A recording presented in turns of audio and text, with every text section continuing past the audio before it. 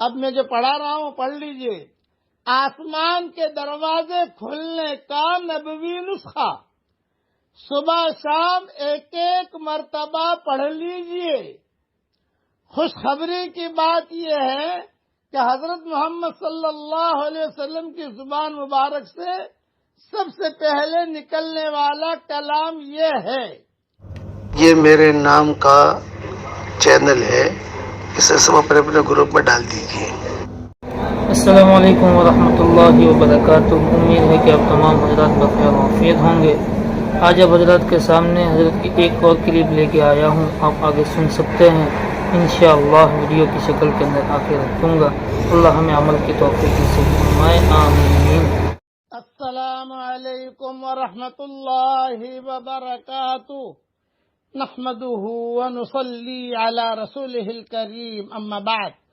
آج کا سبق سن لیجئے۔ آج کے سبق کی سرخی ہے زنا سے بچیے، پارٹ نمبر 22۔ سلسلہ وار قصہ مختصر بیان کر رہا ہوں، تفصیل میں میری کتاب بکھرے موتی میں لکھ چکا ہوں لیلا مجنون کی۔ یہ لیلا اور مجنون دونوں کی آپس میں محبت بہت تھی۔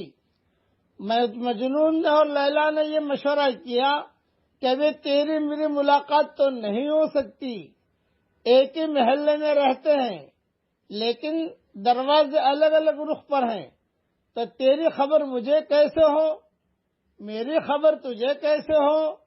تو انہوں نے ایک درخت طے کر رکھا تھا، اس درخت میں ایک سوراخ تھا، اس سوراخ میں جا کر لیلا خط رکھ دیتی تھی اور مجنون جو ہے وہ پڑھ لیتا تھا اور پھر مجنون وہاں اس کا جواب رکھ دیتا تھا۔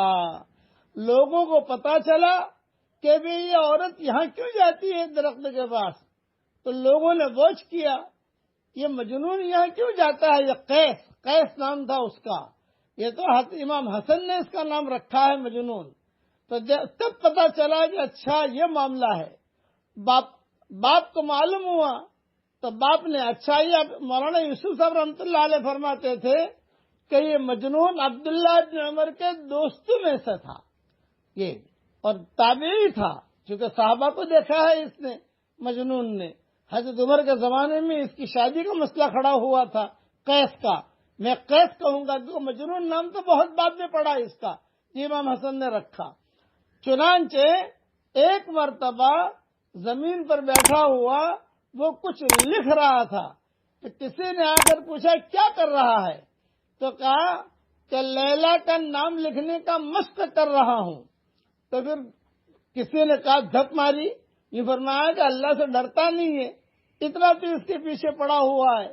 اس وقت میں اس نے ایک شعر پڑھا اور یہ شعر یہ پڑھا کہ اے اللہ سب کچھ مجھے ملا مگر لیلا ہی نہیں ملی، لیلا دے دیتا میرا کام بن جاتا۔ غیب سے آواز آئی خوشنما ید نالے شبہائے تو، خوشنما ید نالے شبہائے تو، ذوقہا دارم بزاری ہائے تو۔ اے مجنون تیرا راتوں کا رونا لیلا کے فراق میں مجھے بہت پسند ہے، اگر لیلا سے تیری ملاقات کرا دوں گا تو میرے سامنے روئے گا کون؟ تو روتا جا میں دیکھتا جاؤں، تو روتا جا میں دیکھتا جاؤں۔ میرے والد صاحب رحمۃ اللہ علیہ اس شعر کو ہزاروں کے نہیں لاکھوں کے مجمع میں بہت جھوم جھوم کر پڑھتے تھے۔ خوشنما ید نالے شبہائے تو، خوشنما ید نالے شبہائے تو، ذوقہا دارم بزاری ہائے تو۔ اس لیے آدمی کبھی کبھی اللہ کے سامنے روتا ہے اور کام نہیں بنتے ہیں، اس کا مطلب کہ اللہ کو تیرا رونا پسند ہے۔ یہ لیلا مجنون کی کچھ تفصیل میں نے سنا دی۔ اتنی زیادہ ان کے آپس میں محبت تھی لیکن زنا تک یہ لوگ نہیں پہنچے، اس لیے زنا کاری سے بچو، زنا کاری سے بچو۔ اب میں جو پڑھا رہا ہوں پڑھ لیجئے۔ آسمان کے دروازے کھلنے کا نبوی نسخہ، صبح شام ایک ایک مرتبہ پڑھ لیجئے۔ خوشخبری کی بات یہ ہے کہ حضرت محمد صلی اللہ علیہ وسلم کی زبان مبارک سے سب سے پہلے نکلنے والا کلام یہ ہے، پڑھیے میرے ساتھ، اللہ اکبر کبیرا والحمد للہ کثیرا